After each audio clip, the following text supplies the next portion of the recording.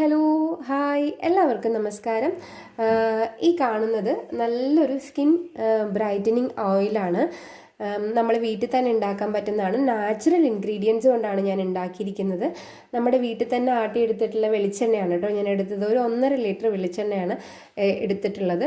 അതുപോലെ തന്നെ 2 വലിയ ക്യാരറ്റ് എടുത്തിട്ടുണ്ട്. പിന്നെ 2 ഓറഞ്ചിൻ്റെ തൊലി എടുത്തിട്ടുണ്ട്. അതുപോലെ തന്നെ ഒരു 1/4 ഭാഗം നല്ല പഴുത്ത പപ്പായ. നിങ്ങൾ പപ്പായ ഉപയോഗിക്കുന്നതിനേക്കാളും നല്ലത് ബീട്രൂട്ട് ഉപയോഗിക്കുന്നതായിരിക്കും. എൻ്റെ കയ്യിൽ ബീട്രൂട്ട് അവൈലബിൾ അല്ലായിരുന്നു. ഞാൻ അതുകൊണ്ടാണ് പപ്പായ എടുത്തത് കേട്ടോ.